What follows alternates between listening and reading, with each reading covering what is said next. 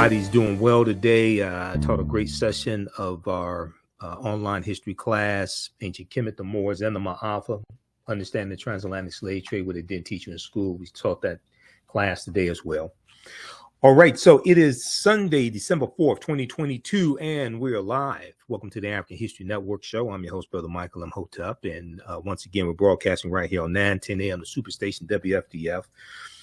We posted some articles on our fan page, the African History Network, dealing with the California Reparations Task Force and dealing with the possible recommendation that's coming from them. Now, the National picked up by Yahoo News, Task Force Floats $223,000 housing discrimination payment for Black residents.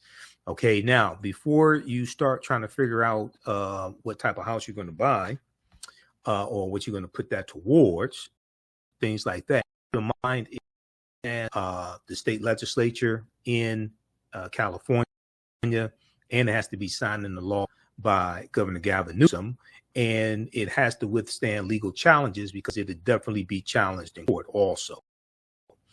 This piece right here references the article from Times that we're going to talk about. There's a big 10-page article dealing with this topic. California Reparations Task Force floats $223,000 housing discrimination payment for Black residents. Now, this article from Yahoo News, picked up from the National Review, came out December 2nd, 2022. The bill from the New York Times came out Thursday, December 1st. So we're going to discuss that. We know reparations conference that also took place this week as well. I know Keith Williams, my friend Keith Williams from Grits and Politics. Keith Williams was there. He posted about it on his Facebook page. One of the questions I asked, and I saw also Professor Hunter Adams, my friend Professor Historian Hunter Adams, I know he posted a article dealing with it as well. Dr. Julian Malveaux was one of the people there. Cam Howard, we've had Dr. Malveaux and Cam Howard. Cam Howard's within Cobra. We've had them both here on the African History Network show. One of the questions that I asked, and I'm still waiting on an answer, is what are the legal arguments that are being made for reparations? Okay, what are the legal arguments being made for reparations? Because I haven't heard any yet. Not with the main reparations push. Black Freedmen Indian treaties that Demario Solomon Simmons, Attorney Demario Solomon Simmons, is pushing. I know that, and we know Dr. Claude Anderson championed the Black Freedmen Indian treaties first. Okay. Article 1, Section 9, Clause 1 of the U.S. Constitution. I interviewed Brother Reggie Marbury and Dr. Jahi Issa about that probably 2 or 3 years ago, but that's not being picked up by mainstream reparations movement. Okay, so we'll talk about this story here. Also, we'll talk about Representative Hakeem Jeffries makes history as the first Black person to lead a Congressional Caucus. He was elected House Minority Leader for Democrats, and we discussed this on The Culture with Faraji Muhammad this past Thursday, December 1st, and we talked about the significance of that, so we'll share that clip with you as well. We know that President Joe Biden's student loan forgiveness is going to be reviewed by the U.S. Supreme Court. I discussed that on Roland Martin Unfiltered, so we'll share that clip with you also, and we'll talk about Black Panther Wakanda Forever came in at number one for a fourth week in a row. Now, on the African History Network show, we focus on educating, empowering, and inspiring people of African descent throughout the diaspora and around the world, because right now it's corrects wrong behavior. What you do for yourself, what you do to yourself, what you allow other people to do to you and get away with is based upon what you think about yourself. What you think about yourself is based upon what you have been taught about yourself. What you've been taught about yourself is based upon everything you've read, heard, and seen about yourself. All right. I want to jump into this first topic before we go to break. California Reparations Task Force floats $223,000 housing discrimination payment for Black residents. This is from December 2nd, 2022 from the National Review. Now, the California Reparations Task Force, which is a 9-member panel appointed by Governor Gavin Newsom, who's a Democrat, Governor of California, projects that African-American state residents could be eligible, not that they are eligible, but could be eligible for as much as $223,000 per person as part of an effort to redress historical housing discrimination, Now, some people may say, well, they should be addressing slavery. Well, if you actually understand the history of slavery in California, California doesn't have a real history of slavery, because when California becomes a state in the Union in 1850, okay, California doesn't have a real history of slavery. Now, they've identified about 1,500 people who were brought in after, and California comes into the Union as a free state. California comes into the Union not as a slaveholding state, but as a free state. Now, there are about 1,500 people that have been identified and kept in like quasi-slavery. But what they're going to largely redress is what the state of California was responsible for, not what the federal government was responsible for. Now, the number derives from the housing wealth gap. The housing wealth gap Black Californians have allegedly experienced as a result of discriminatory policies in place between 1933 and 1937. Okay. Now, they're not going to deal with 400 years. Okay. First of all, California, once again, California only became a state in the Union in 1850. They're not going to go back to 1619. That was in Virginia. What the hell is California going to do with 1619? California was still part of Mexico in 1619. The task force estimated that the policies could cost Black residents $5,074 per year. The task force estimated that the policies cost, okay, the African Americans have to pay like an extra $5,074 per year. Now, the task force passed a motion in March of 2022 outlining eligibility based on an individual being an African American descendant of a chattel enslaved person or the descendant of a free Black person living in the U.S. prior to the end of the 19th century. We'll continue this on the other side of the break. Listen to the African History Network show. I'm Michael Imhotep. We'll be back in a few minutes.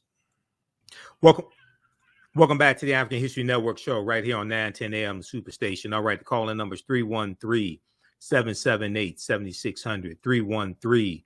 313-778-7600 is the call-in number if you have a question or comment. All right, right before the break, we were talking about this story that New York Times had a big story Thursday, December 1st. And then also the National Review picked up the story as well. This deals with the California Reparations Task Force that we've talked about a number of times here on the show.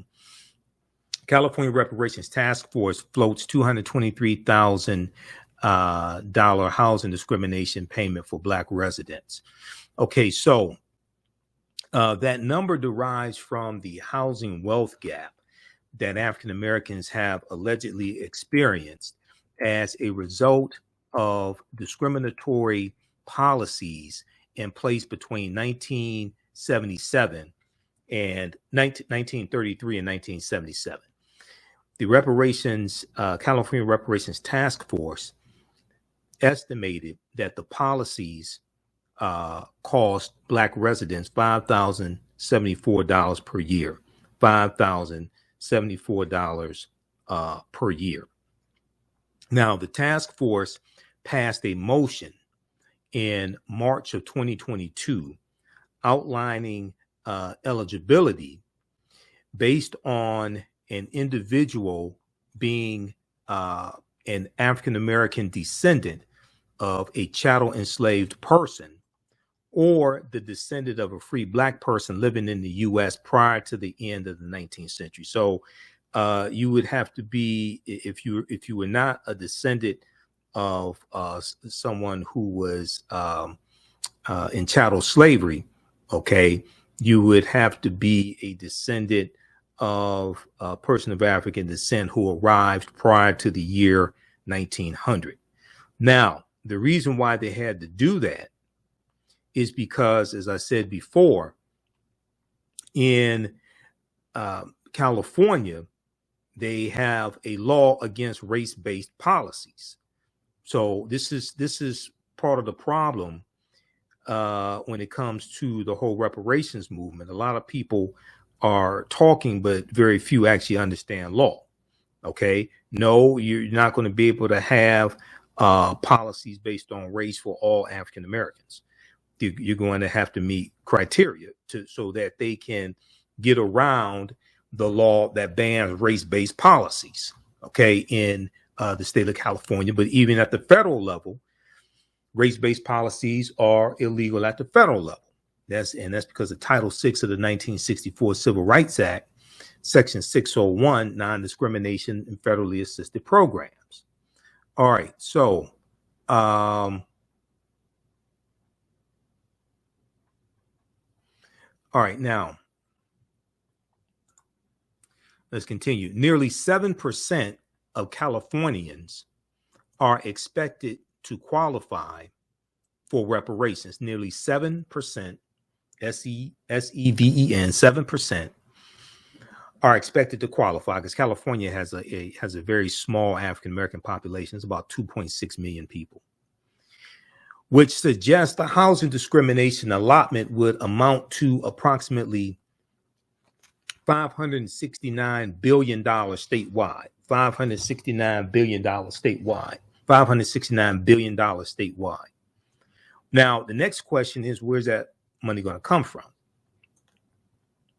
Then also, are you going to pay the money, the $233,000? You're going to do it in a lump sum, or is it going to be in multiple payments? Now, some people, however, were disappointed with the lineage-based approach ultimately adopted by the task force, since it would potentially exclude Black immigrants, for instance. The motion split the group with 5-4, with 5 voting in favor and 4 against. California Matters, Cal Matters reported in March. Quote, "We must make sure that we include present day and future harms. Present day and future harms. The system that folks are advocating for here, where we splice things up, where only one small slice benefits, will not abate the harms of racism," said task force member Lisa Holder.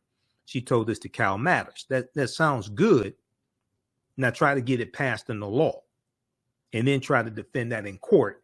And race-based policies are illegal in California. This is why they had to go the way they had to go. So you can actually get something passed, and then when it gets challenged in court, which it will be, you can keep what you passed. This is what a lot of people don't understand. They want things the way that they want it to be, as opposed to understanding. See, it's the same thing with student loan forgiveness, the story we're going to deal with in the second hour of the show.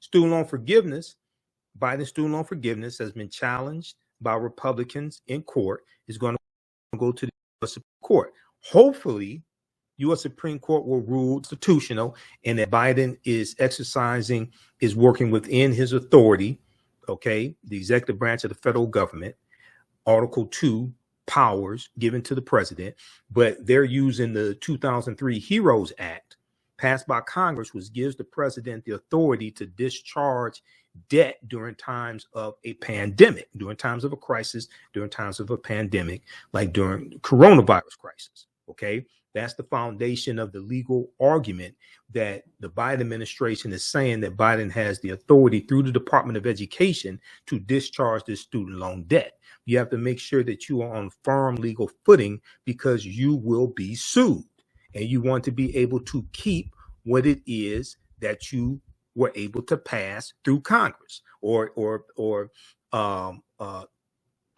put into law by an executive order. Now, let's go back to this piece here. And there's a article that I want to pull. There's one here that goes back to when does this go back to? California calls for comprehensive reparations. There's one from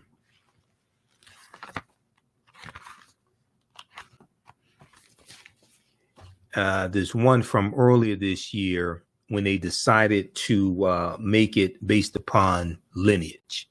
Okay, we'll pull that one up and find that one.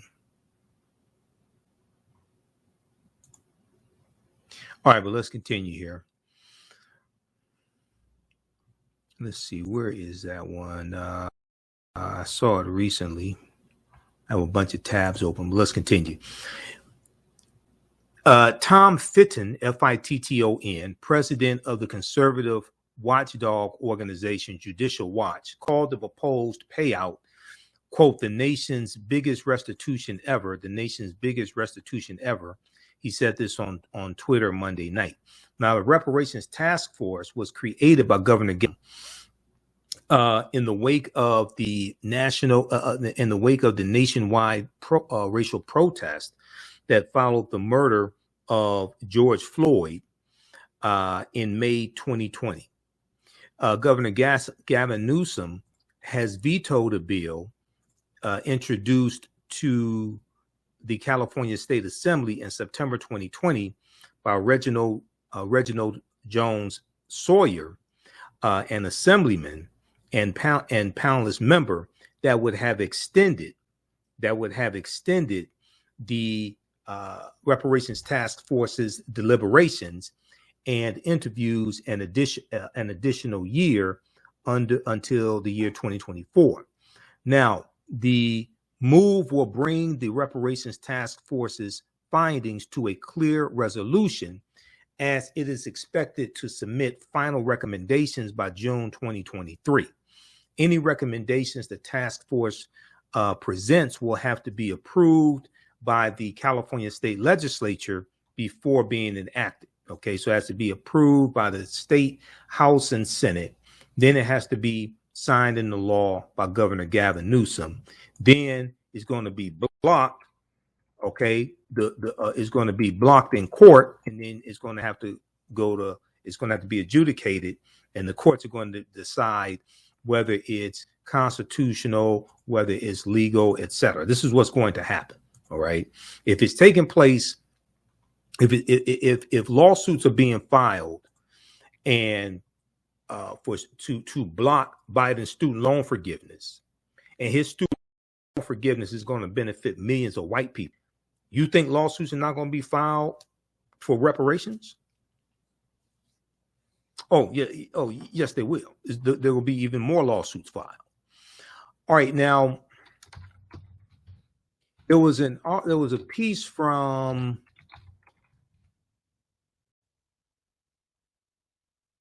there was an article from this was from the Washington Post, I think it was. This is one from the Washington Post, and it dealt with it dealt with them determining that any benefits given will be based upon lineage. Okay, and there was one from the Washington Post, and there was one from New York Times also. Okay, this is one of reparations, and there's another one dealing with lineage as well. We'll find that. We'll continue this on the other side of the break. Calling number 313-778-7600, 313-778-7600 is the call-in number if you have a question or comment. And listen to the African History Network show. I'm Michael Imhotep. We'll be back in a few minutes. Hello, African History Network family. You've put it off for way too long.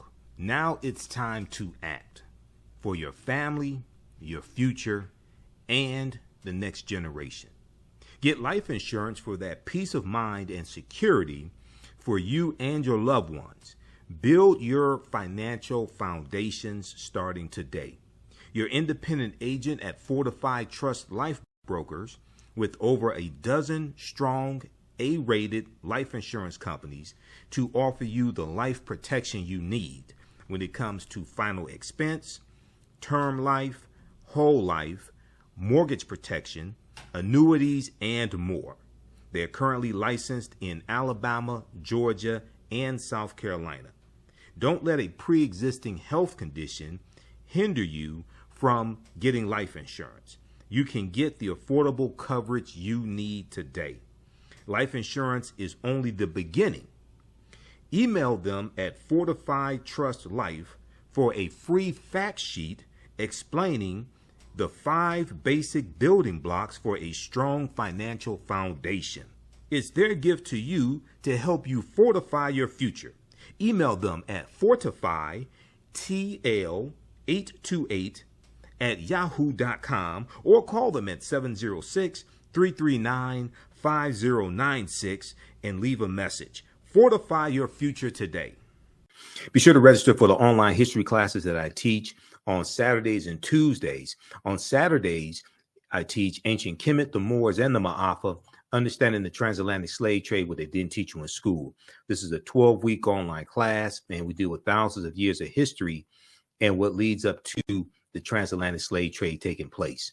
So if you go to our website, TheAHNHistoryNetwork.com, TheAHNHistoryNetwork.com, and scroll down the homepage, you'll see information about our Sunday night radio show. I'm on Sundays 9 p.m. to 11 p.m. Eastern Standard Time, on 9:10 a.m. the Superstation WFDF, and Facebook fan page and our YouTube channel as well.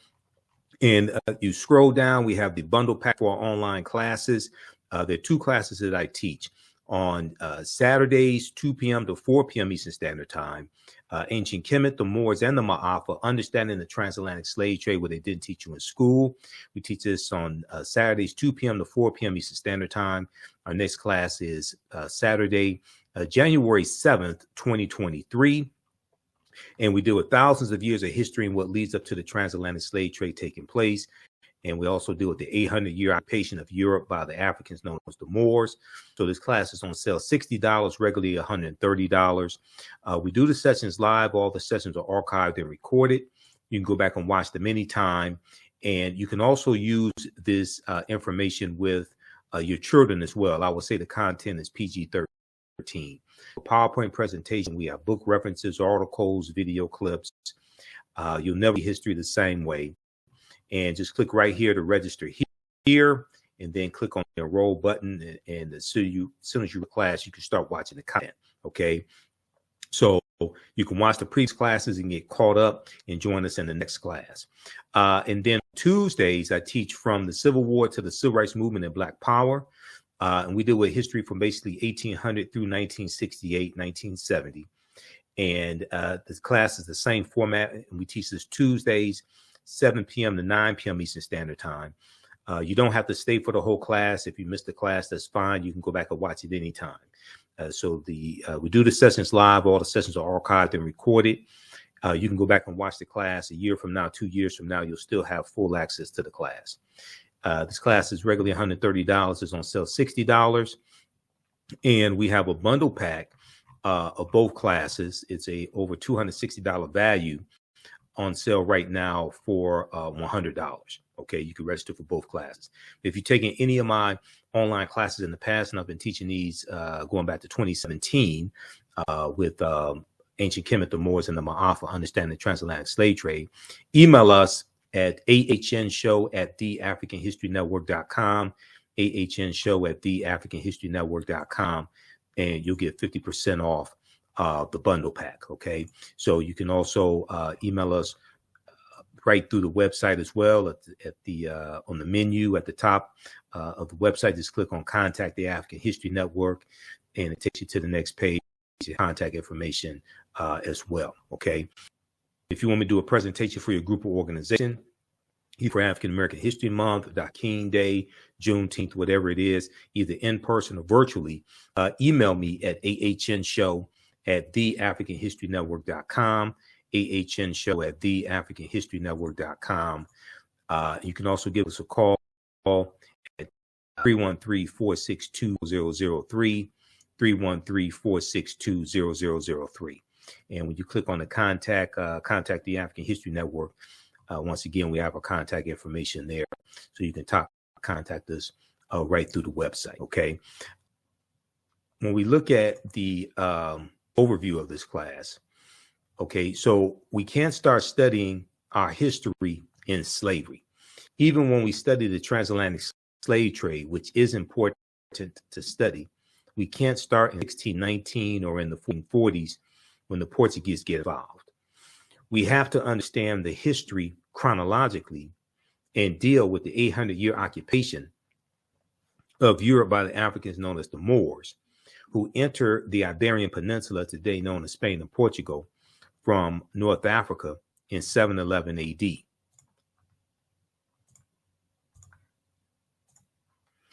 This course not only deals with the transatlantic slave trade, but thousands of years of history that leads to the transatlantic slave trade taking place.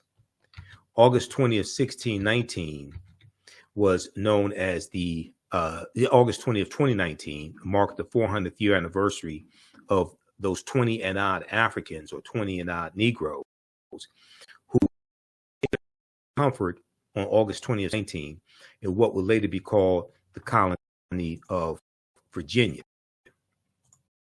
This year was known as the Year of Return, and Americans were and are continuing to reconnect to Africa and traveling to Ghana and other West African countries. When we discuss transatlantic slave trade, we have to first understand that African people are the original people of North, Central, and South America, and have been in the land we call the United States of America at least 51,700 years. So we referenced the David Imhotep's book, also The First Americans Were Africans, Evidence, in the class, and there are a number of books that we reference also. So you don't have to buy any of these books to follow along in class. I show you excerpts of the books on the screen. So you'll never see history the same way after you take this class, after you take these classes. All right, so be sure to register for these online classes at our website, TheAfricanHistoryNetwork.com, TheAfricanHistoryNetwork.com. Welcome back to the African History Network show right here on 910 a.m. the Superstation. Calling numbers 313-778-7600, 313-778-7600 is the calling number if you have a question or comment. Okay, I want to go to this article I was looking for from the New York Times. This is from March 30th, 2022. California task force votes to offer reparations only to descendants of enslaved people. California task force votes to offer reparations only to descendants of enslaved people. The decision came after weeks of debate about whether all Black Californians should receive reparations. This is from March 30th, 2022. Now, it says California is one step closer to determining who could receive reparations, and a closely watched decision. The state's Reparations Task Force voted Tuesday night to move forward with compensation for African American descendants of enslaved people and descendants of freed Black people living in the United States prior to the 19th century, so before the year 1900. This is a big deal as California's reparations effort is the first of its scale and is likely to serve as a model for the rest of the nation. Not to mention that the decision was a highly contentious one. The vote 5-4 came after weeks of debate about whether reparations should be for all 2.6 million Californians, or limited to those who can trace their lineage to enslaved people. Those limited to those who can trace their lineage to enslaved people. The panel ultimately decided to focus on those most hurt by slavery instead of more broadly addressing the effects of racism directed at Black people. Quote, that's not the point of reparations. Reparations is responding to the injuries of a specific group. Jovan Scott Lewis, a UC Berkeley professor and task force member, said during Tuesday's meeting, there's a community who for centuries has been demanding recognition. Yeah, but still, what people don't understand is if you have to do that within the existing law. Otherwise, that stuff is going to get struck down and you're going to end up with nothing. Okay. And this is what some of the academics don't seem to understand. In September 2020, California created the 9-member task force to study and recommend reparations. The panel is supposed to complete a report by the summer 2023 that would detail who should get reparations, in what form reparations would be in, and in what amounts. Okay, so read the rest of this article here. I want to go to, there was a big one from the New York Times that came out December 1st, 2022. Okay, Thursday, December 21st, 2022. And if we look at this one here,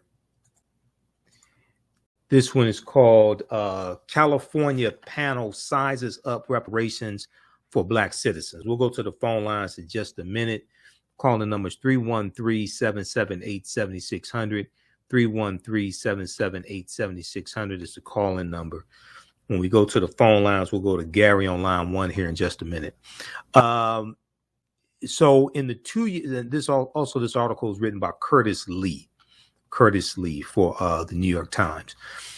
In the 2 years since nationwide social justice protests followed the murder of George Floyd, California has undertaken the nation's most sweeping effort yet to explore some concrete restitution to Black citizens to address the enduring economic effects of slavery and racism. A 9-member reparations task force has spent months traveling across California to learn about the generational effects of racist policies and actions. Now, we know that back in June of 2022, they released a 500-page report. That's the most comprehensive comprehensive study on the African-American community since the 1968 Kerner Commission report. All right. There's a good article from the Washington Post on this. California calls for comprehensive reparations for Black Americans. I'll show that article in just a minute. Now, the group formed by legislation signed by Governor Gavin Newsom in 2020 is scheduled to release a report to lawmakers in Sacramento, the capital of California, in 2023, outlining recommendations for state level reparations. Now, Jovan Scott Lewis, professor at the University of California, Berkeley, who's a member of the task force, said we are looking at reparations on a scale that is the largest since Reconstruction. Okay, the Reconstruction era, which was 1865 to 1877. Now, while the creation of the task force is a bold first step, much remains unclear about whether lawmakers will ultimately throw their political weight. Much remains unclear about whether lawmakers will throw their political weight behind reparations proposals that will require vast financial resources from the state. Dr. Lewis said, Dr. Jovan Scott Lewis said, "This is why we must put forward a robust plan with plenty of options." Now, the effort parallels others on a local level in California and elsewhere to address the nation's stark racial disparities and a persistent wealth gap. Now, the median wealth of African American households in the United States is $24,100 compared to the median wealth of white households at $188,200, according to the most recent Federal Reserve Board survey of consumer finances. And the median is the statistical measure of where it's the point where 50% of a population is above that point and 50% of a population is below that point. All right, let's go to the phone lines. Let's go to Gary, line 1. Gary, thanks for holding. Welcome to the African History Network show. Tell us where you're calling from, Gary. Oh, yeah. No, I was had a few, something to add about Mexico, like as far as you know how are you on a speakerphone or a Bluetooth? You're not sounding clear. Oh yeah, let me take it off. Okay, let me take it off. Yeah, can you hear me better now? Yeah, you sound better. Go ahead. Yeah. Okay. No, I was saying, you know how California actually, the reason why it became a state, or how it was actually, there was slavery in California, but originally most of the western states were Spanish colonies. They were California was part of Mexico. California was part of Mexico. The U.S. gets California in the Treaty of Guadalupe Hidalgo. Mexico got the independence. Huh? Yeah. California was part of Mexico. Yeah, Mexico the U.S. Just a second. Hold on. Mexico, the U.S. got California as part of the Treaty of Guadalupe Hidalgo of 1848, which is the treaty. Right, 1848. That's the treaty that ended the Mexican-American War. So what I'm trying to, but my point is, as far as slavery in all of the Spanish colonies, there was slavery, and Dr. Claude Anderson, he does a very good lecture on it, and he was explaining how the blacks, George Washington of Mexico, Vicente Guerrero, that's the guy that led the troops against Spain and got independence in 1821. Vicente Guerrero, becomes president. Yeah, Vicente, we're coming up on a break. Hold on just a second. Vicente Guerrero becomes president of Mexico in 1829. What does that have to do with the United States and reparations? That's when it was abolished. That he's the one that abolished slavery in 1829. That's the point. In Mexico. In the colonies. But in the country of Mexico, which included most of the western states, California included, like Arizona, all those states were part of Mexico. That's right. They got it under the Treaty of Guadalupe in 1848. Right. And so, but when Vicente Guerrero abolished slavery, just like here, they abolished slavery in 1865, but they still had de facto slavery. It still went on. In other words, they still had people enslaving African people, Right. Okay, we're coming up on a break, Gary. Hold on. We'll hold you over. We're coming up on a break. Stand by. Hold on. We're coming up on a break. All right, you listen to the African History Network show. I'm Michael Imhotep. We'll continue this on the other side of the break. Also, we'll talk about Representative Hakeem Jeffries of New York becoming House Minority Leader, which is the first time in history an African American has led a Congressional Caucus. We'll be back in a few minutes. Hello, African History Network family. You've put it off for way too long. Now it's time to act for your family, your future, and the next generation. Get life insurance for that peace of mind and security for you and your loved ones. Build your financial foundations starting today. Your independent agent at Fortified Trust Life Brokers, with over a dozen strong A-rated life insurance companies to offer you the life protection you need when it comes to final expense, term life, whole life, mortgage protection, annuities, and more. They're currently licensed in Alabama, Georgia, and South Carolina. Don't let a pre-existing health condition hinder you from getting life insurance. You can get the affordable coverage you need today. Life insurance is only the beginning. Email them at Fortified Trust Life for a free fact sheet explaining the 5 basic building blocks for a strong financial foundation. It's their gift to you to help you fortify your future. Email them at fortifytl828@yahoo.com or call them at 706-339-5096 and leave a message. Fortify your future today. Welcome back to the African History Network show right here on 910 AM, the Superstation, WFDF. The calling number is 313-778-7600. 313-778-7600 is the calling number if you have a question or comment.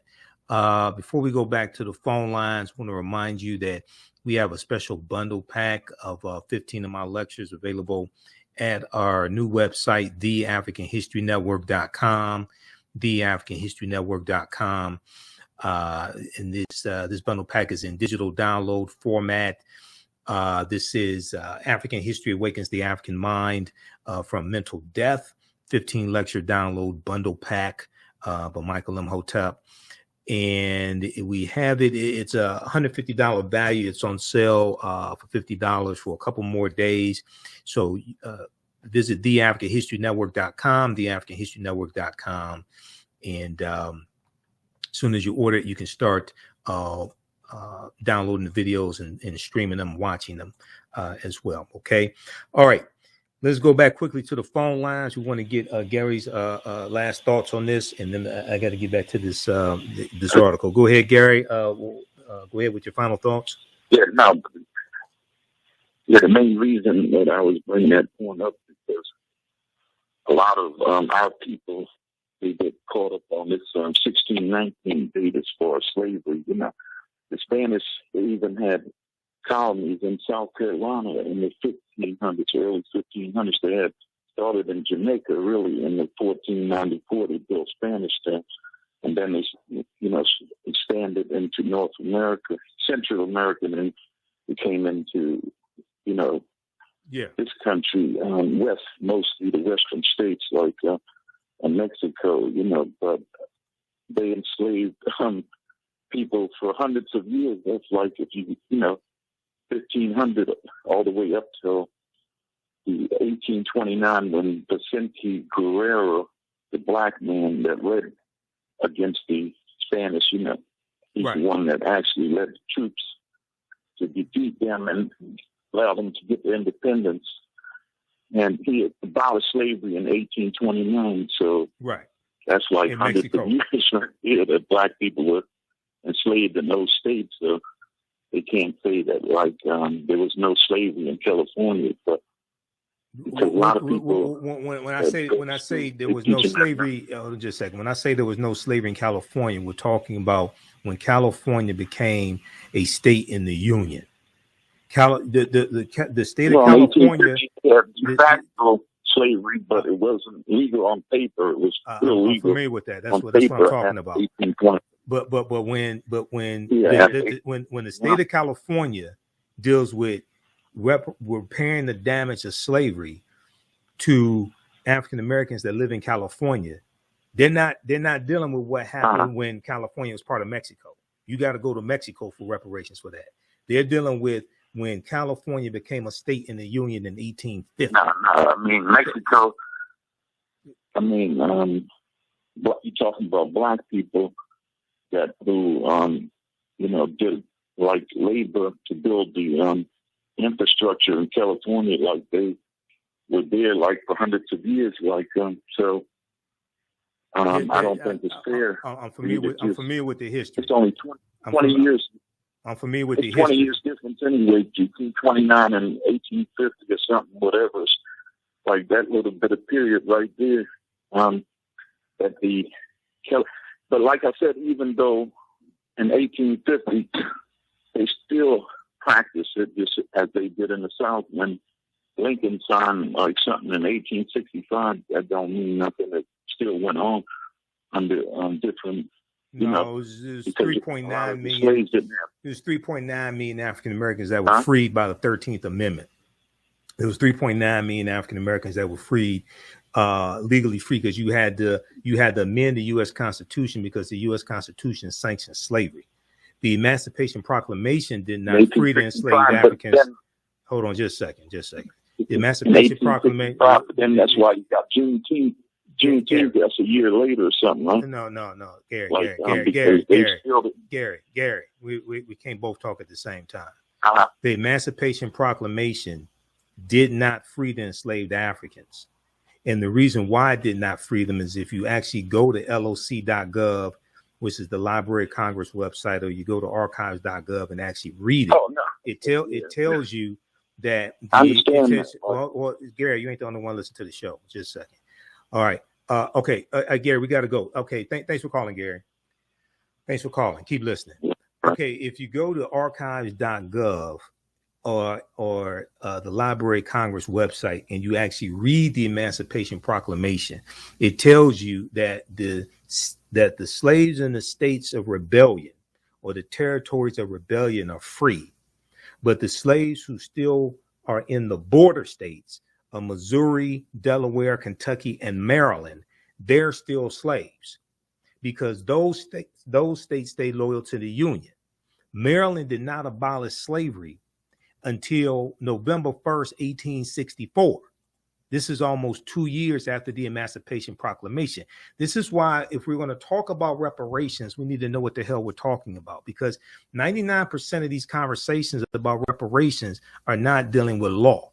They're not dealing with understanding law, okay? And and be quite honest with you, a lot of it's a poor understanding. To seek a legal remedy to a historical problem, you need to understand both history and law. And 99% of these conversations are not dealing with that. And I'm still waiting on somebody to explain to me what law you're citing that slaves are supposed to be paid. Because even though slavery was morally wrong, even if it happened, if your argument is that African Americans who are alive today are owed monetary reparations because their ancestors worked for 246 years in this country from 1619 to 1865 and did not get paid. Yes, it was morally wrong. But what are you trying to legally enforce?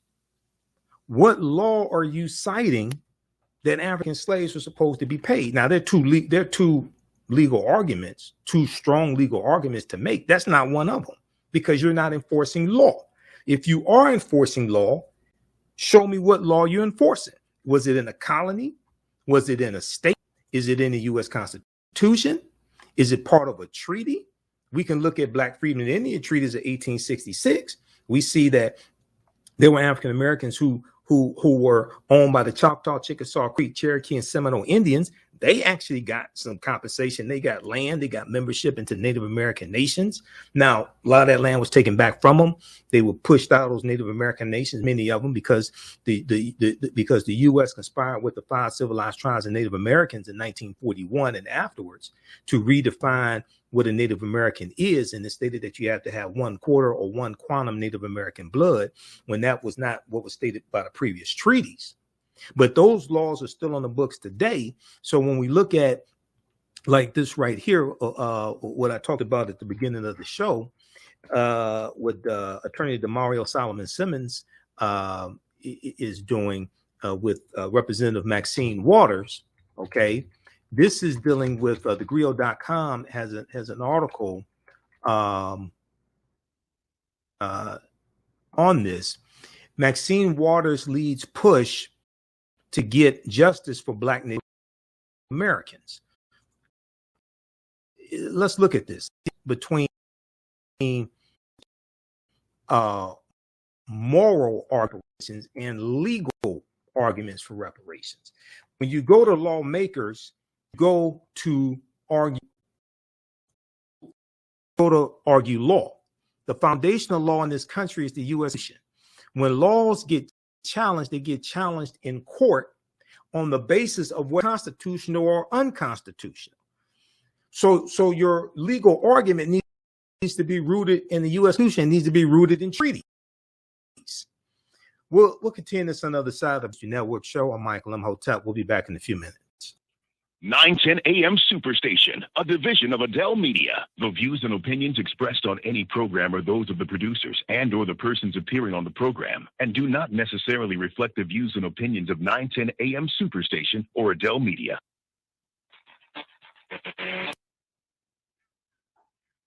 Welcome back to the African History Network show. Okay, right before the break, I said we'll go to this this story here from thegrio.com. This is from October 13th, 2021. Okay, you can kill the music. You can kill the music. Thank you. This says from October 13th, 2021, Maxine Waters leads push to get justice for Black Native Americans. This is from thegrio.com, written by April Ryan, who's the White House correspondent for the Grio. Now, a dispute between Black members of indigenous tribes and the federal government is part of a history that is now being exposed on Capitol Hill. Congresswoman Maxine Waters of California is calling out Native American tribes who held Black slaves and continue to discriminate against Black Native Americans and continue to discriminate against Black Native Americans. Descendants of those enslaved by the hands of Native American tribes, specifically what are known as the 5 civilized tribes of Native Americans, the Choctaw, Chickasaw, Creek, Cherokee, and Seminole Indians, may get a slice of justice through access to Native American federal subsidies, may get a slice of justice through access to Native American federal subsidies that had previously been denied to them. The California Congresswoman is seeking to get 5 tribes to comply with their 1866 treaty obligation. Now we're talking about law. We're not talking about beliefs. We're not talking about opinions. Treaties are law. And Article 6 of the U.S. Constitution tells you that all the previous treaties and all the subsequent treaties, as well as the U.S. Constitution, are the supreme law of the land. So we're talking about law. Saying that our ancestors worked for free for 246 years is not a legal argument. If you think it's a legal argument, show me what law you're citing that slaves were supposed to be paid. I've been studying history for 30 years. I still haven't found it. I'd like for you to show it to me. Where is it? What was it in a colony? If it's in one colony, it doesn't apply to other colonies. The Virginia Slave Codes of 1705 applied to Virginia. That didn't apply to Massachusetts. That didn't apply to Connecticut. That didn't apply to Maryland. This is why a lot of this stuff dealing with reparations, you don't see me involved in, because they're not making legal arguments. And unfortunately, a lot of them don't want to make legal arguments. They want to keep doing it the way they've been doing it for the last 50 years. I've talked to some of them. And I'm like, well, why aren't you dealing with the Black Freedmen Indian Treaties of 1866? Those are laws still on the books. 1, 2, we actually got something. People want to talk about tangibles. We actually got some tangibles from that. Why are you trying to calculate a number of money that you think is old, but you ain't going to be able to force it because you can't cite no law that slaves were supposed to be paid in the first place?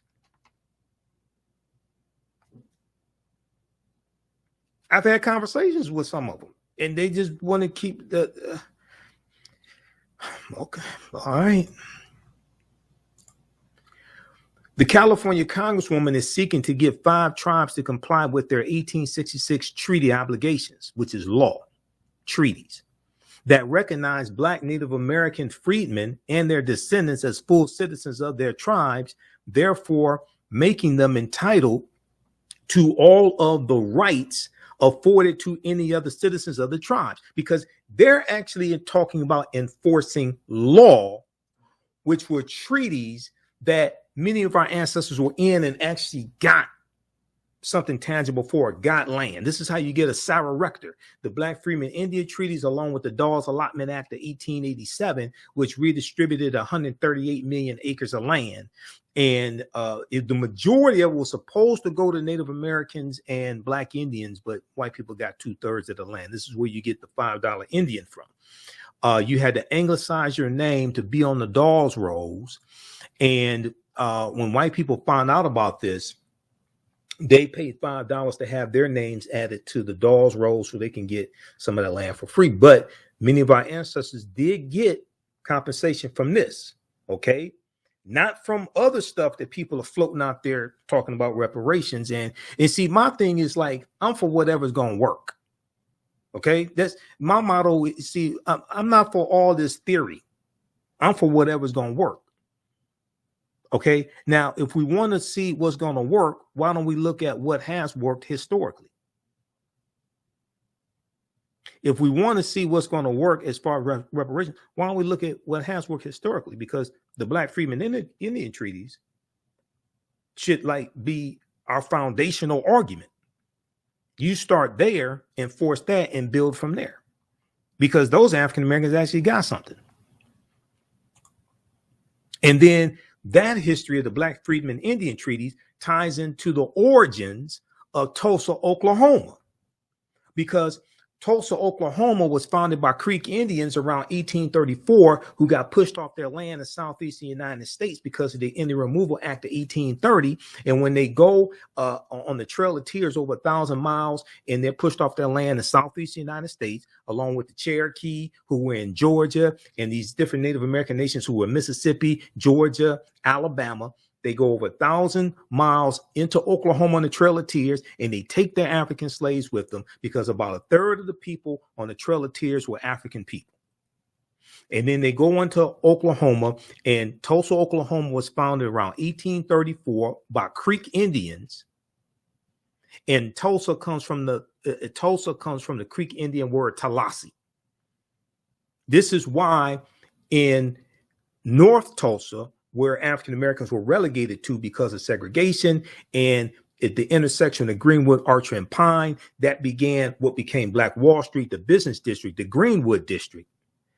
You still had a small number of Creek Indians who lived in North Tulsa, along with African Americans, because it was Creek Indians who founded Tulsa, Oklahoma, right about 1834. And a lot of the early African American landowners in Tulsa, in what becomes Black Wall Street, a lot of them got land from the Black Freedmen Indian treaties. This is why I don't understand why people are not dealing with this. They trying to hocus pocus some nonsense. I'm telling you, I'm sitting back looking at this stuff and I'm talking to people and I'm like, see, once again, I'm for whatever works. Now, to look at what will work, let's look at what's worked in the past.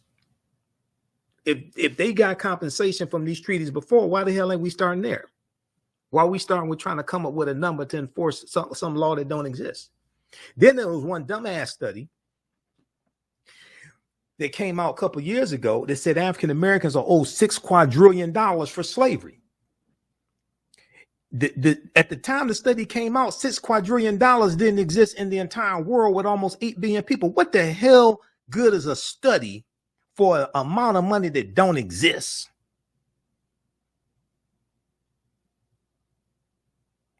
Unless you just want to keep just getting paid to do studies, that's your reparations, getting paid to do what the $6 quadrillion didn't exist in 2021 with almost 8 billion people.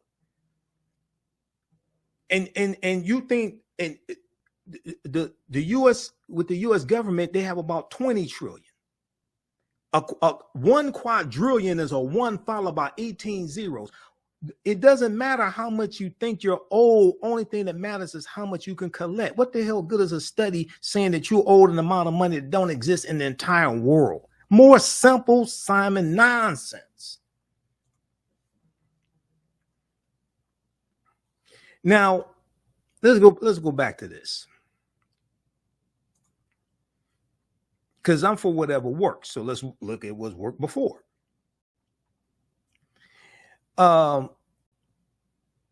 Representative Maxine Waters tells thegrio.com that the Cherokee had 2,511 slaves.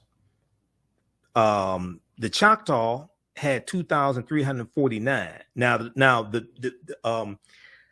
depending upon which year you're looking at, the numbers are going to vary. And there were different groups of Cherokee because they own more than 2,511. I looked at some of the numbers the Cherokee have owned. The Cherokee were the ones who owned the most number of African slaves. That's why, many African Americans have Cherokee ancestry. I'm one of them on my mother's side of the family because my mother's side of the family is from Tennessee. So my great grandmother on my mother's side of the family, she was Blackfoot and African American, and her husband was Cherokee and Irish. The Choctaw had 2,349 slaves. The Creek had 1,532. The Chickasaw has 975. And the Seminole had 200 to 300 slaves. And there are different groups of the Seminole. Now, as Professor James Small told me, he said the Red Tail Creek Indians did not own slaves, whereas some other groups of the Creek Indians did own slaves. Okay. But he said Professor James Small told me that the Red Tail Creek Indians did not own slaves. Now, much of the dispute between Black members of the indigenous tribes and the federal government is part of a history that is now being exposed on Capitol Hill. And you probably not going to see a lot of, I don't remember seeing something like this about on MSNBC. Now, on MSNBC during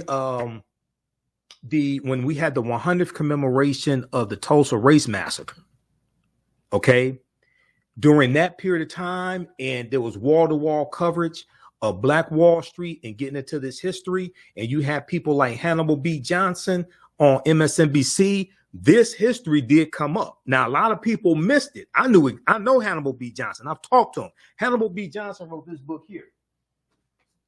This one right here. This was one of the first historical books on Black Wall Street. Hannibal B. Johnson wrote this book, Black Wall Street from Riot to Renaissance in Tulsa's historic Greenwood District. This book came out about 1998. This was one of the first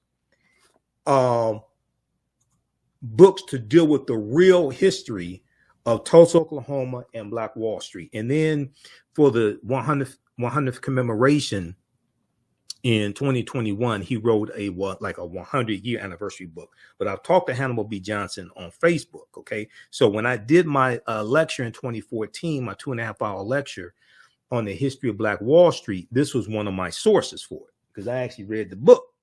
All right, that's how I know a lot of this stuff that's floating around. People are talking about. No, that's not. That ain't the real history. Okay, let's continue. We'll go to the phone lines here in just a minute. Stand by.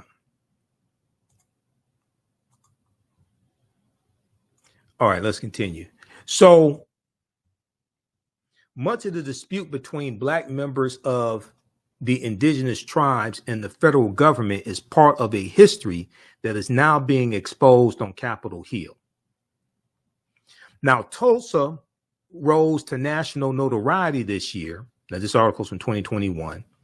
As the nation commemorated the century-old massacre that destroyed 40 blocks of Black wealth, commonly known as Black Wall Street. Okay, now here are the 3 survivors of the Tulsa Race Massacre as well.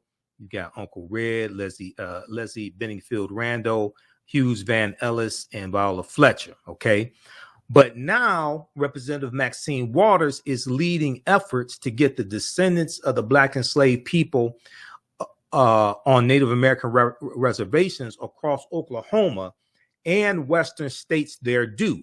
The chairwoman and House Financial Services Committee Democrats have been fighting for the treaty rights of freedmen descendants since at least 2008. We'll continue this on the other side of the break. Listen to the African History Network show. I'm Michael Imhotep. We'll be back in a few minutes. Be sure to register for the online history classes that I teach on Saturdays and Tuesdays. On Saturdays, I teach Ancient Kemet, the Moors, and the Ma'afa, Understanding the Transatlantic Slave Trade, what they didn't teach you in school. This is a 12-week online class, and we deal with thousands of years of history and what leads up to the transatlantic slave trade taking place. So if you go to our website, TheAHNHistoryNetwork.com, TheAHNHistoryNetwork.com, and scroll down the homepage, you'll see information about our Sunday night radio show. I'm on Sundays, 9 p.m. to 11 p.m. Eastern Standard Time, on 9:10 a.m. the Superstation WFDF, and Facebook fan page and our YouTube channel as well. And you scroll down, we have the bundle pack for our online classes. There are 2 classes that I teach on Saturdays, 2 p.m. to 4 p.m. Eastern Standard Time.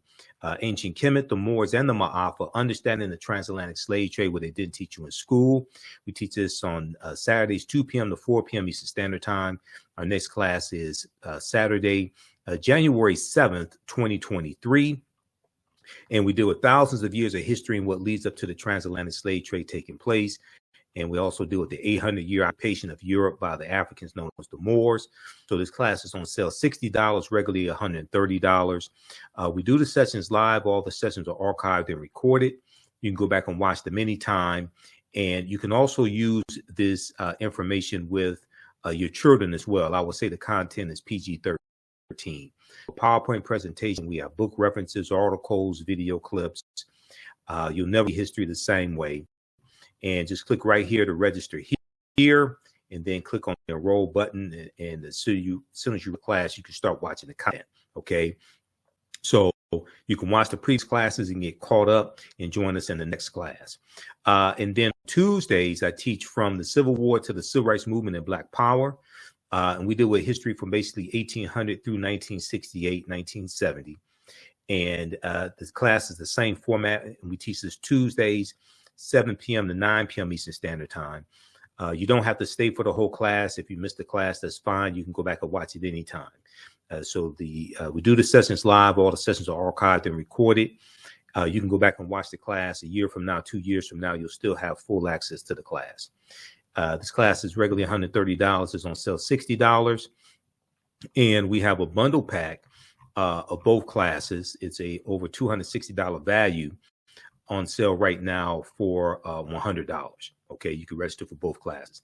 If you've taken any of my online classes in the past, and I've been teaching these going back to 2017 with Ancient Kemet, the Moors, and the Ma'afa, Understanding the Transatlantic Slave Trade, email us at AHNshow@TheAfricanHistoryNetwork.com, AHNshow@TheAfricanHistoryNetwork.com, and you'll get 50% off the bundle pack. Okay, so you can also email us right through the website as well. At the on the menu at the top of the website, just click on Contact the African History Network, and it takes you to the next page, contact information as well. Okay, welcome back to the African History Network show. All right, so right before the break, we were talking about the article here from thegrio.com from 2021. Now, a lot of people don't know about this information. A lot of people don't know about the Black Freedmen Indian Treaties of 1866. That's one of our best ways to get some type of reparations to repair the damage of a legacy of slavery and Jim Crow segregation and racism, things like that, because these Africans who were slaves of the 5 civilized tribes of Native Americans actually got some type of compensation. All right, let's go back to this article. Maxine Waters leads push to get justice for Black Native Americans. Which one of the Republicans are helping or leading the push to get justice for Black Native Americans? Any Republicans? Not even the Black ones are doing that. Not even Burgess Owens of Utah, or Brian Donalds of Florida, the guy married to the white woman. He's not doing that. Neither one of them are for reparations. Senator Tim Scott of South Carolina, he's not for reparations. Kevin McCarthy's not for reparations. You can't find one Republican. And then when you look at HR 40, HR 40 has about 200 co-sponsors in the House of Representatives. They're all Democrats. No Republicans support HR 40. If they don't support a study of reparations, you think they're actually going to support Distributing reparations? Hell no. Elections have consequences. But now Representative Maxine Waters is leading efforts to get the descendants of Black enslaved people on Native American reservations across Oklahoma and Western states their due. The chairwoman in the House Financial Services Committee, Democrats have been fighting for the treaty rights of freedmen descendants since at least 2008. Now she's not going to be chairwoman of the House Financial Services Committee. It'll be a Republican. She'll be the co-chair. Now, many of these tribes forced their enslaved Africans along the famous Trail of Tears that carried the Native Americans west and helped establish the roots of the Black population of Greenwood in Tulsa, Oklahoma. Much of Black Wall Street in Tulsa, Oklahoma was also built from treaties between the United States government and tribes. Okay, much of Black Wall Street in Tulsa, Oklahoma was also built from treaties between the United States government and tribes. Okay, all that wasn't just entrepreneurship. And these Black people, they were former slaves and they just bought land and all this. No, some of that came from the treaties. And Hannibal B. Johnson deals with this in his book. That's how I knew it. That I knew this years ago. This is why I'm sitting back and I'm looking at people have reparations conferences, and I'm like, okay, so it's just like the one that took place, and some of my friends are there. I know some of the people who were there. I've had some of them here on the show. Okay. But my thing is, and I brought this up to Keith Williams. Keith's my boy. But if we have a conference and we're not talking about legal arguments for reparations, then what are we talking about at the reparations conference? If you're seeking a legal remedy to a historical problem, then we need to discuss history and law and history as it pertains to law. If you're seeking a legal remedy for a historical problem, we need to discuss history and law and history as it pertains to law.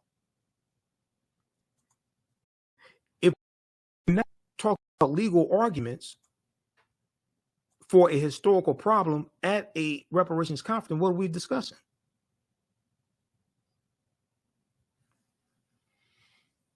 EvansRoundtable.com, EvanstonRoundtable.com, Evanston, Illinois, December 3rd, 2022, because there's a reparations conference took place and they gave awards this weekend. Reparations leaders demand Biden act on H.R. 40. U.S. Representative Sheila Jackson Lee, Democrat of Texas in Evanston, Friday for National Reparations Symposium, demanded that President Joe Biden put H.R. 40 in place via executive order to set up the commission to study and develop reparation proposals for African Americans after a 38-year congressional stalemate.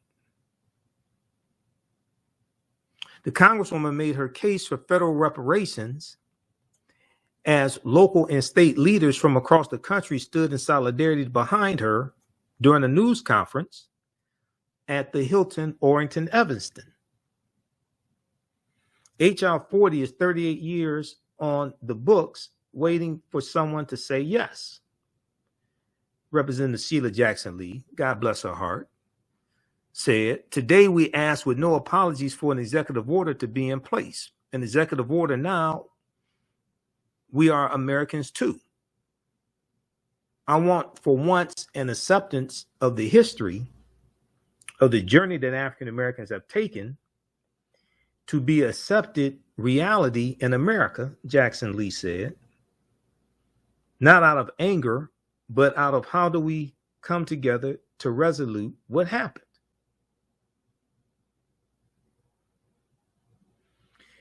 H.R. 40 now has nearly 200 co-sponsors.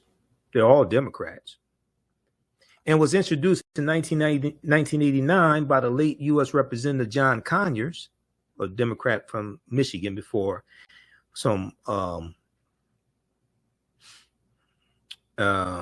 should I put this for FCC regulated radio? Before some mightier than thou, holier than holy liberal Democrats forced him out, as opposed to letting the process already in place in the House of Representatives with an investigation and all that, as opposed to letting that process play out. You had some who just wanted to force him out because of allegations of sexual harassment, things like this. There's a process in place in the House as well as the Senate to deal with that. Okay, let the process play out. Why are you trying to force somebody out before you let the process let the process play out? Then what happened was, when he was forced to resign, the no good governor that we had here in Michigan, Governor Rick Snyder, Governor Flint Water Crisis Rick Snyder, you know what Rick Snyder did? Now the governor has the authority to appoint somebody to fill a vacant House seat or Senate seat.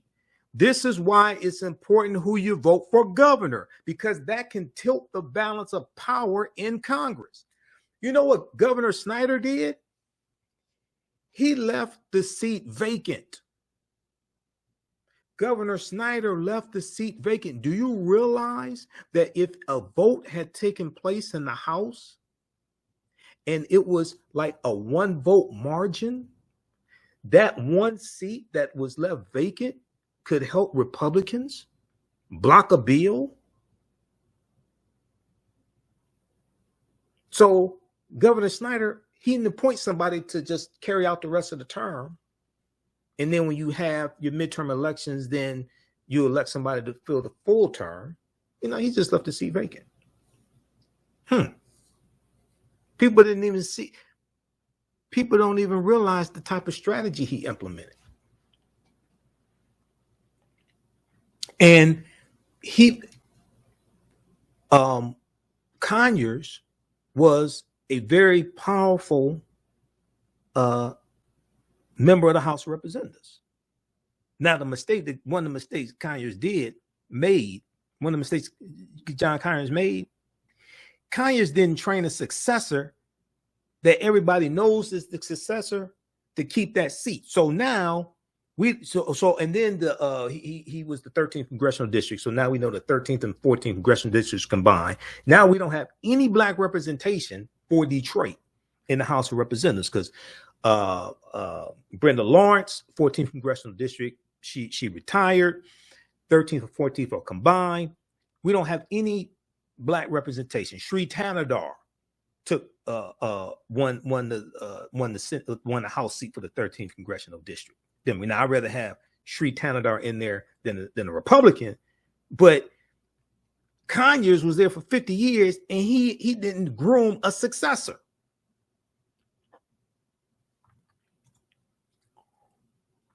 So I was looking at people post stuff about the reparations conference this weekend. And it's cool. I know some of the people there, Dr. Julie Malveaux and Robin Ruth Simmons, who was the councilwoman from Evanston, Illinois, who spearheaded the reparations initiative in Evanston, Illinois. We had her here on the show for an hour. Love Robin. Okay. But I'm still trying to figure out what legal arguments they're making for reparations. We'll continue this on the other side of the break. We'll go to the phone lines. Listen to the African History Network show. I'm Michael Imhotep. We'll be back in a few minutes. Welcome back to the African History Network show right here on 910 AM, the Superstation, the Future Radio. All right. If you like this type of information, you can support the African History Network, $ the AHN show through Cash App, $ the AHN show through Cash App. and also through PayPal, paypal.me/, the African History Network Show. We have the information at our website, TheAHNShow.com. Our new bundle pack, we have this promotion going on for a couple of more days. This is a bundle of 15 of my lectures. We have it in digital download format, so you don't have to wait for me to ship any DVDs, anything like that. It's in digital download format.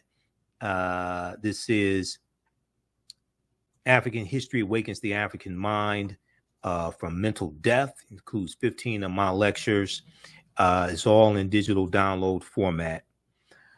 And we have it available at AfricanHistoryNetwork.com, TheAFricanHistoryNetwork.com. Okay.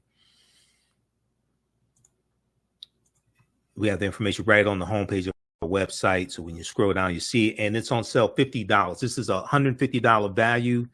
This bundle pack is on sale $50. So you can order it right now and start watching the videos immediately and downloading the videos. All right. Okay. And that helps support the African History Network as well. All right.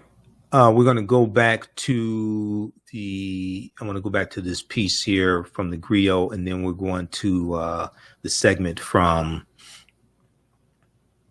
when I was on the Culture for Raji Muhammad's show. I want to go back to this article here because a lot of people don't understand this history, and this is part of the problem. We keep trying to I keep hearing I was speaking at a Midwestern decarbonization summit, and we're dealing with reparations and climate change and things like this, and I dealt with some of this information there, and a lot of people weren't dealing with that because they're dealing with trying to come up with a number that's old with no mechanism to enforce it.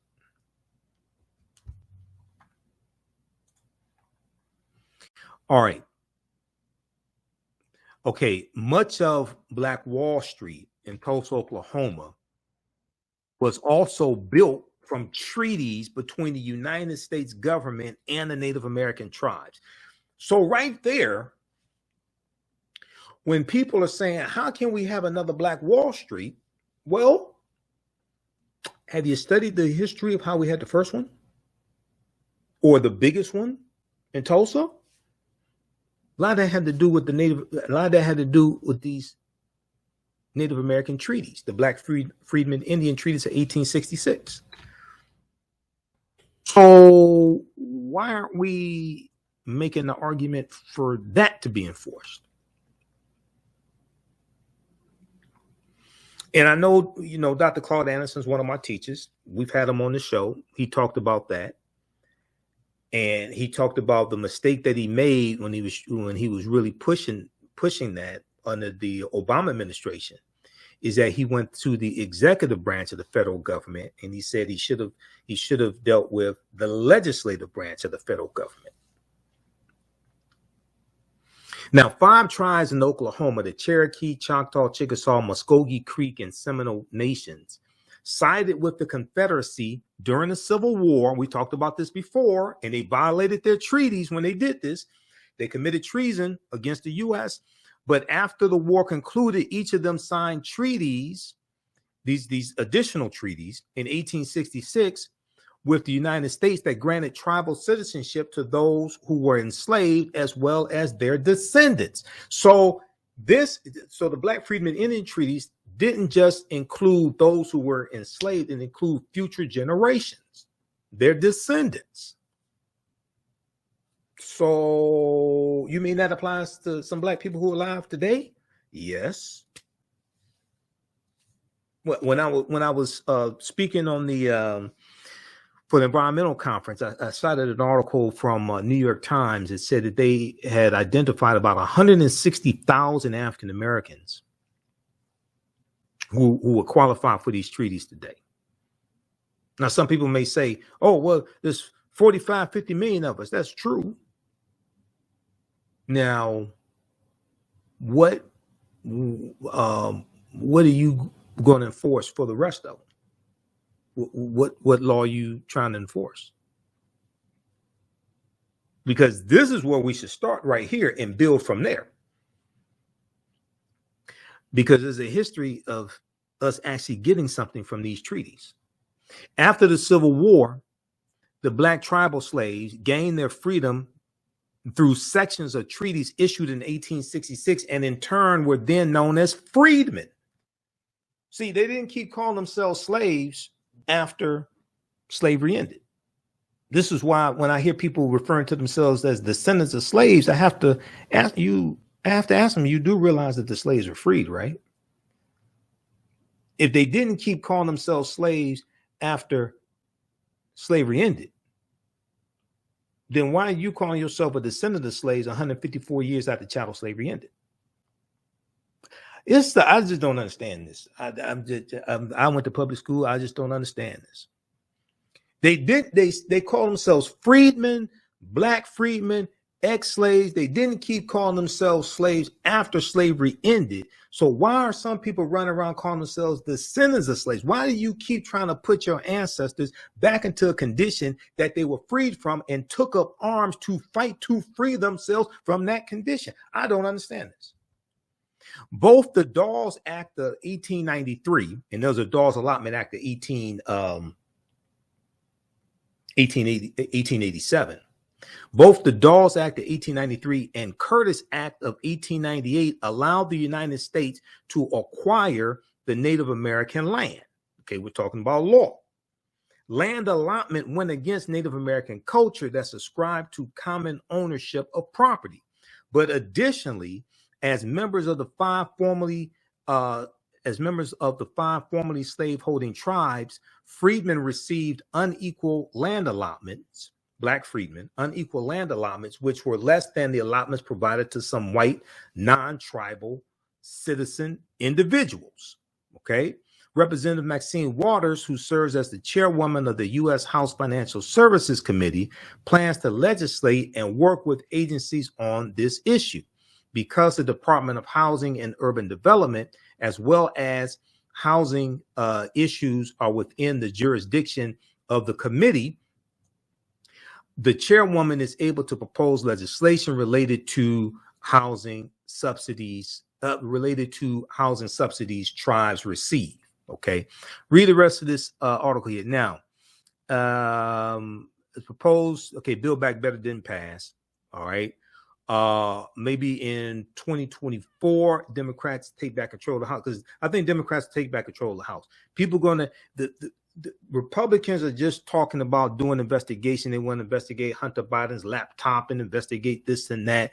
They're not talking about governing. They're not talking about fighting inflation, fighting crime, any of that stuff.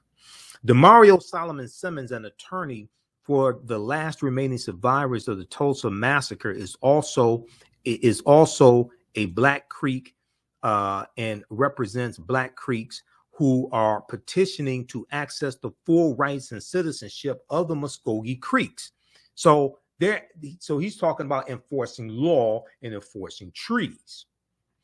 Solomon Simmons told thegrio.com, quote, "There would not have been a Black Wall Street or successful Greenwood without Black Indian, Black Creek, Black Cherokee." That's true. And without those treaties. So once again, when I hear people say, how can we have another Black Wall Street? Well, have you studied how we had the first one? Now, let's look at let's continue. Many of the Tulsans who established Greenwood's business district in the early 1900s were of mixed Native American heritage due to their tribally enslaved ancestors. However, there were also freedmen who also belonged to the tribes. Demario Solomon Simmons said his great-grandfather was a Black Creek and became a chief. Quote, "He saved the lives of countless," he said. He was one of 5 individuals who negotiated the Treaty of 1866 and signed it. And in that treaty, it stated that Black people who were formerly enslaved would have the same citizenship rights. This end quote. The same tribes today are resisting giving the descendants of their enslaved federal subsidies they agreed to in those treaties. So we're talking about enforcing law. They're not talking about enforcing. Our ancestors worked for free for 246 years. Therefore, you owe us 14 trillion or 27 trillion, but can't cite what law they're citing that slaves were supposed to be paid in the first place. See, at least here, they're dealing with treaties. They're dealing with established law, and we already got some benefits from that, and we're trying to enforce that once again. Read this full article, because I don't have time to get through all this, and I get frustrated just listening to a bunch of simple Simon ass nonsense also, just to be quite honest with you. Maxine Waters leads push to get justice for Black Native Americans. This is for October 13th, 2021. Who's read this article before? Who show all the people that keep talking about reparations? Did they go over this article with you? Probably not.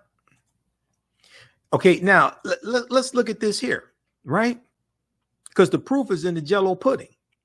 Now, this is from history.com, the official website of the History Channel. Okay, we'll deal with this on the other side of the break.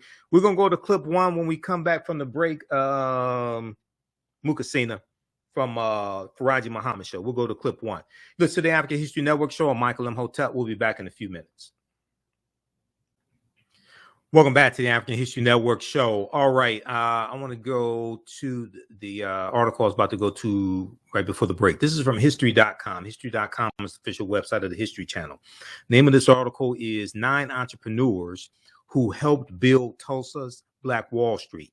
9 entrepreneurs who helped build Tulsa's Black Wall Street. This is from May 14, 2021, written by Alexis Clark. In the article, Hannibal B. Johnson is quoted. Now, if we look at this section, African Americans and land ownership in Oklahoma. African Americans and land ownership in Oklahoma. It says before the Greenwood District was established, African Americans came to Oklahoma in the mid-19th century as slaves of the 5 civilized tribes. As slaves of the 5 civilized tribes and Native Americans. This is what we were talking about right before the break.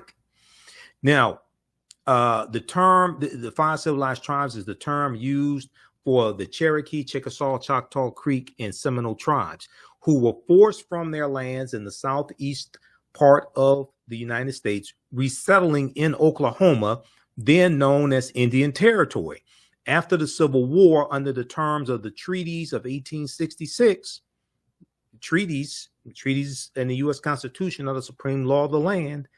These African Americans were emancipated, with some integrating into the tribes, a relationship that would later provide freedmen with their own land. Quote, now Hannibal B. Johnson is quoted here. Quote, the relative wealth of some Black folks in Oklahoma comes in part through their connection to the tribes and their land ownership. Comes in part through their connection to the tribes and their land ownership, says Hannibal B. Johnson, historian and author of Black Wall Street 100 and An American City Grapples with Its Historical Racial Trauma. Now, the Dawes Act of 1887, the Dawes Allotment Act of 1887, named after Senator Henry L. Dawes, D-A-W-E-S, of Massachusetts, authorized the United States government to divide tribal territories into allotments for individual Native Americans, which included Black members of these Native American nations. As word spread that Indian Territory was a safe place for African Americans to settle, between 1865 and 1920, more than 50 Black townships were founded in Oklahoma. And when the Tulsa Race Massacre happens, it's going to be these Black townships that help those in North Tulsa rebuild. So we rebuilt Black Wall Street with our own dollars and with the help of surrounding Black townships. Okay. But read this article here, 9 entrepreneurs who helped build Tulsa's Black Wall Street. So if we're talking about, how we build Black Wall Street again, well, how did you build it the first time? those treaties played a big part in that. This is why what Demario Solomon Simmons and Representative Maxine Waters are doing, they're on the right track because they're trying to enforce what is already law.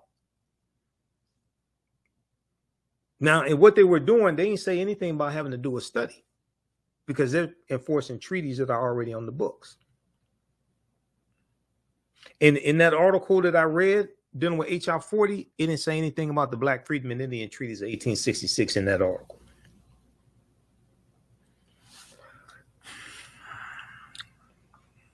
Okay. We're gonna switch gears here. I want to go to I was on Faraji Muhammad's show, The Culture, on Thursday, December 1st. We talked about Representative Hakeem Jeffries becoming House Minority Leader.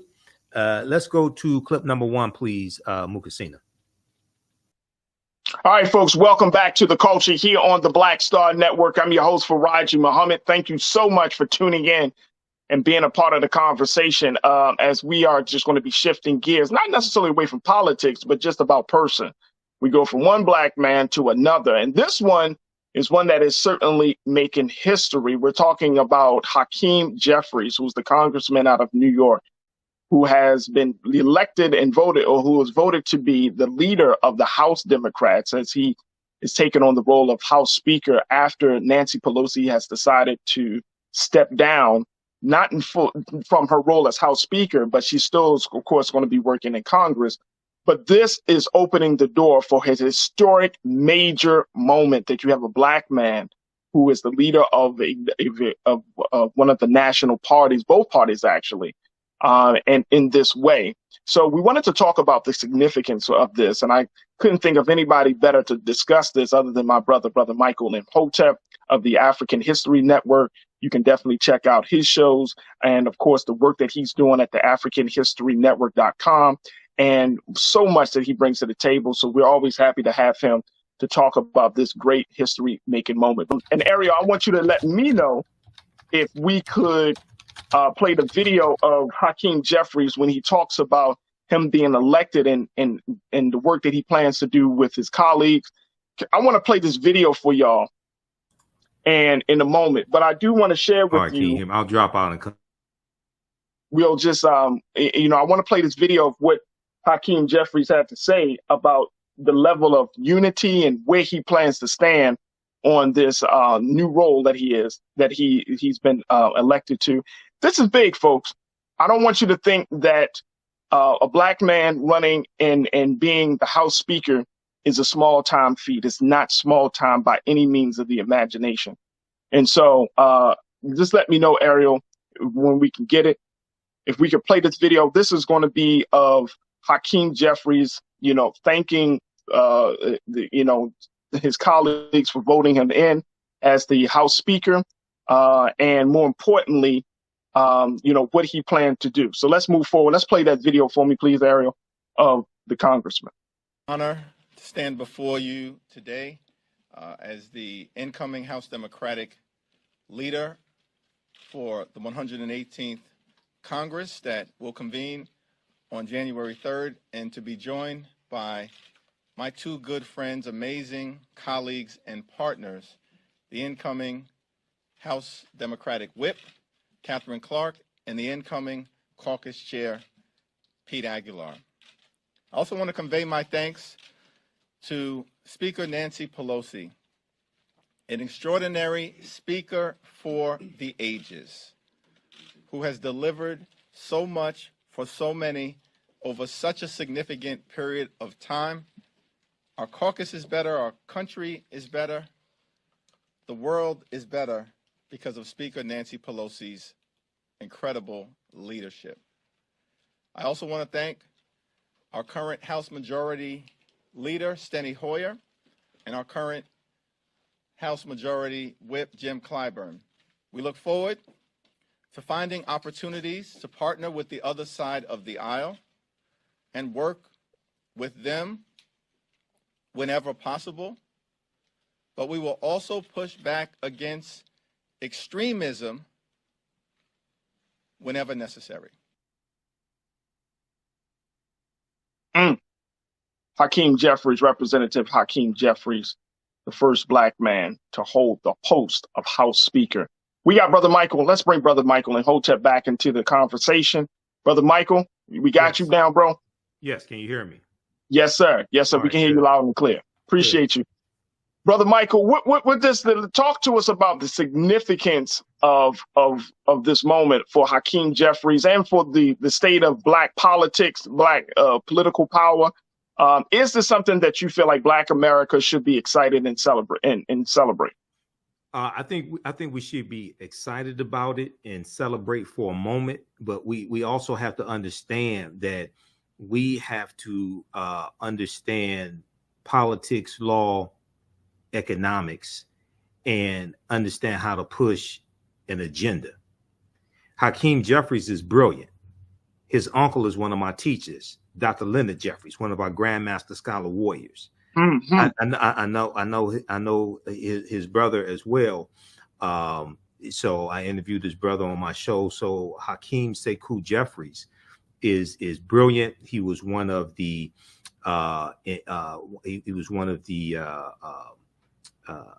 one of those who administered the impeachment, one of Donald Trump's impeachment. I think it was the first impeachment.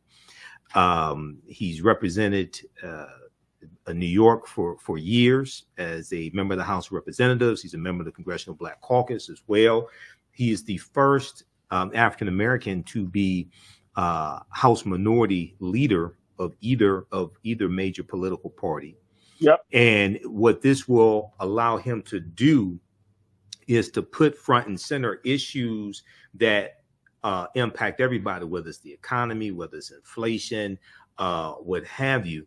It would allow him to give him a platform to put front and center how this disproportionately impacts African Americans, and also how policies will disproportionately positively benefit African Americans. Now, just like with President Barack Obama, we can't just sit back and think one brother is going to whip all these white people's behinds. It doesn't work like that. Okay, that's not how the real world works. Okay, we have to understand the groundwork. We have to understand that we have to understand how politics works, understand law. We have to read the U.S. Constitution, understand how to push a political agenda, and understand that we have to leverage our economics to enforce our political agenda as well. If you look at what's taking place right now with student loan forgiveness, Republicans don't support student loan forgiveness. I heard so many people call into talk radio, call in the Reverend Al Sharpton show, post on social media, telling Joe Biden, saying all he has to do is sign an executive order. All he has to do is sign an executive order. Obviously, you've never been involved in writing an executive order. I actually have, for the city of Detroit. They had to do extensive legal research to make sure that Biden had the legal authority to do that. An executive order is not just signing a document. You don't understand dealing with the federal government. This is going to impact 43 million people. Well, guess what? It's tied up in court. So he did the executive order. They put out a 25-page document explaining their legal rationale of why Biden has the authority to do this based upon the 2003 HEROES Act. And Republicans have sued and tied it up, blocked it in court. Now is going to the U.S. Supreme Court. So all the people who were saying all he has to do is sign an executive order, none of them saw this coming. None of those people weren't saying, wait a second, they have to make sure they're on legal grounds. That what happens when lawsuits are filed? This can go to the U.S. Supreme Court, and you got a 6-3 conservative Supreme Court. Okay, so this is why we have to once again, one brother ain't gonna go in and beat all these white people's behinds. No, you have to understand how all this comes together. And unfortunately, many of us are playing the game of political football and don't know the difference between a first down and a touchdown, and wonder why we're not scoring any points. So that opens up the conversation, and I'm so happy that you mentioned that, Brother Michael. That opens up the conversation about tempering our expectations, right? Yeah, because we do expect that Black folks get into these positions of power and that they're going to whip the system's ass, right? You know what I mean?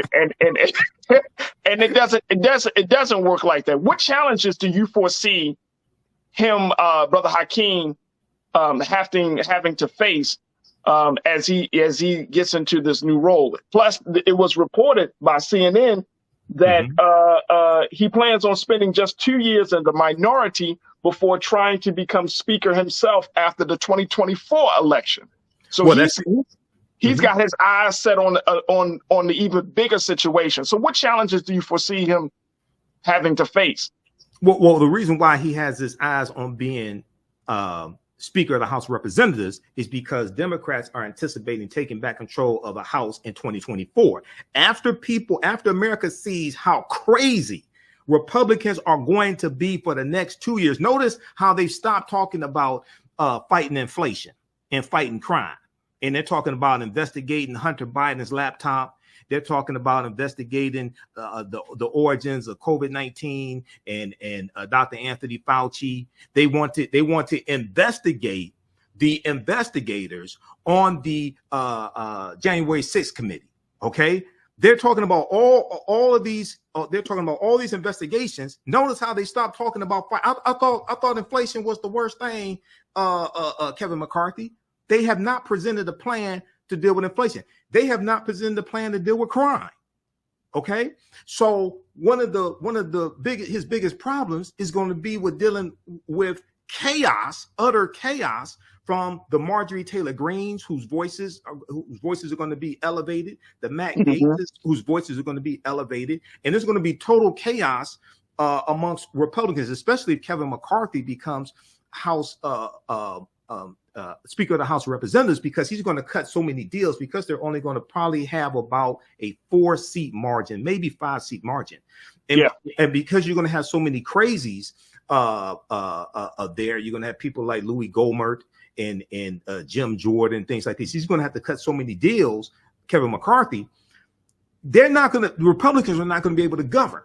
Okay. Now, it will help Democrats in 2024.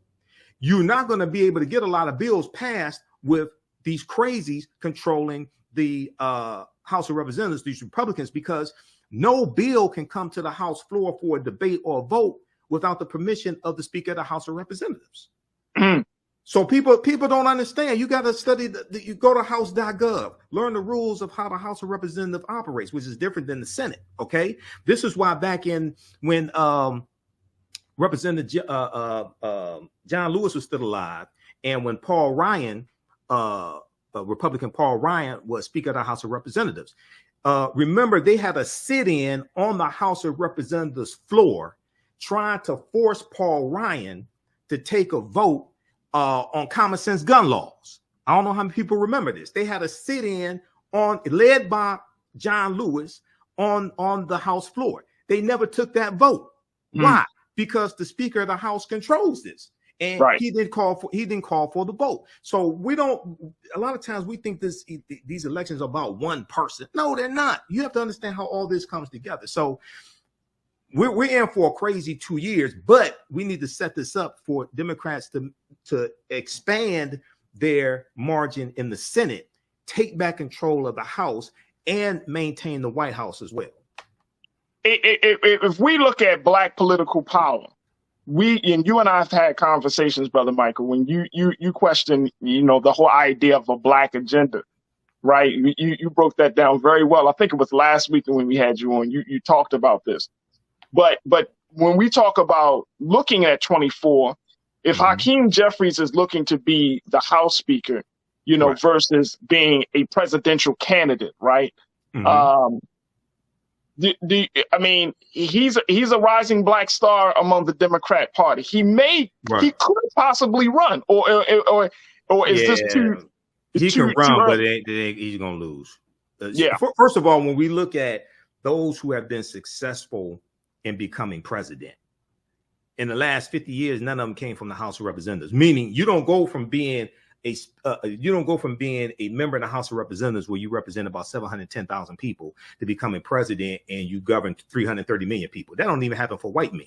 Okay, they're either senators or they're governors. Okay, or they're reality TV stars. They got like 80 million followers on Twitter, something like that. Okay, but usually they're either senators or governors. Okay.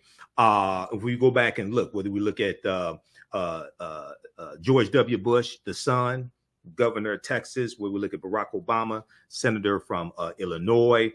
If we look at Bill Clinton, governor of Arkansas, okay, this is how this happened. Or they were vice president, as in the case of Joe Biden, and that's the best experience to be president, vice president. You don't go from being Speaker of the House of Representatives to being president of the United States. And you also don't go from being a state representative to being vice president of the United States either. This is why I love Stacey Abrams. No way in the hell Stacey Abrams is going to become vice president.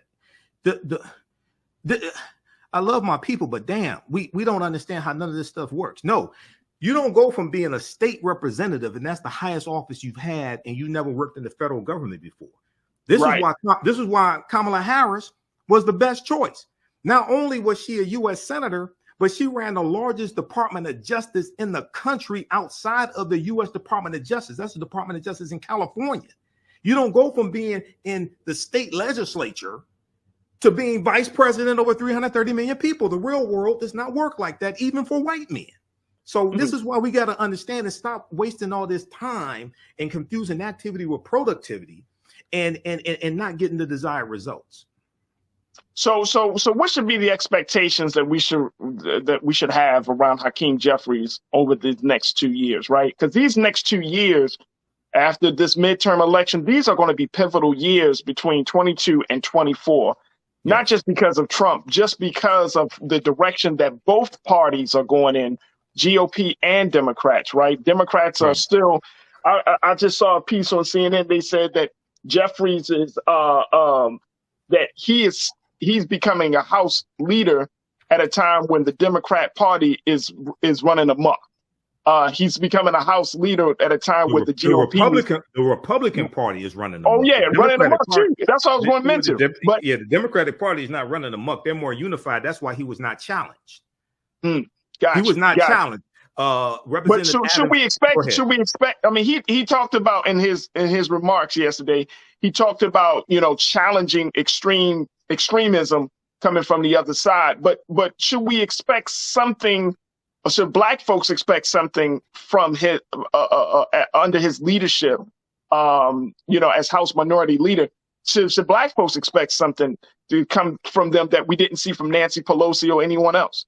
I think I think he will focus a lot more in on the on policies that benefit African Americans, on how we're harmed, how policies will harm us as well. He'll talk more about how policies coming from Republicans are going to harm us. He's going to highlight the plight of African Americans a lot more. We'll see this. I think he will have a much larger presence on Roland Martin Unfiltered than Nancy Pelosi did as well. Even though I would rather have Nancy Pelosi as Speaker of the House of Representatives than Kevin McCarthy.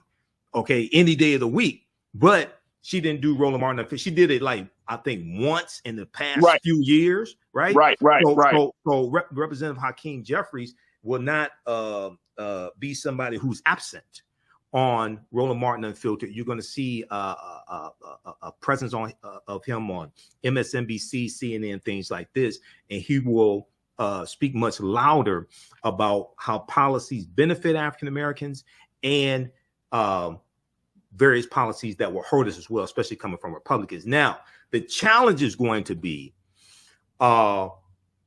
getting bills passed. You're going to have to cut some deals with Republicans and focus on how, look, these policies are going to help everybody. Okay. You were not going to be able to get the most progressive policies passed in the House. For instance, the child tax credit. I doubt if you see that getting passed in the House. I don't even know if Kevin McCarthy will let that vote come to the House floor. So these 2 years, this is why I said Democrats really need to maintain control of the House, but it could have been a lot worse. Republicans could have picked up a lot more seats in the House of Representatives. Absolutely. All right, we're going to pause it there. Okay, look, that's going to do it for us today. Check out the rest of that clip that was from Thursday, December 1st. That's from the culture. Faraj Muhammad Show on the Black Star Media Network. Download the Black Star Media Network app. Go to Roland S. Martin on Facebook or YouTube. You can watch the videos there as well. Be sure to support the African History Network. We have our bundle pack of my lectures at our website, TheAfricanHistoryNetwork.com, TheAfricanHistoryNetwork.com, as well as on our bundle pack of courses as well, 2 courses. But my 15 lecture download bundles, all downloads, don't have to deal with DVDs. African History Awakens the African Mind from Mental Death. Okay, includes 15 of my lectures, including some of my lectures dealing with the film Black Panther. My latest lecture on the film Black Panther is on sale, $10. It's in digital download form only right now. Black Panther analysis, Black Panther Wakanda Forever analysis, African and Mesoamerican culture, a shared history. I did this November 19th, 2022 here in Detroit. That's on sale, $10 in digital download format. So you can start watching it right away. Visit our website, TheAfricanHistoryNetwork.com, TheAfricanHistoryNetwork.com. All right. Remember, at the African History Network, we focus on educating, empowering, and inspiring people of African descent throughout the diaspora and around the world, because right now it's correctional behavior. It's not over till we win Wakanda forever.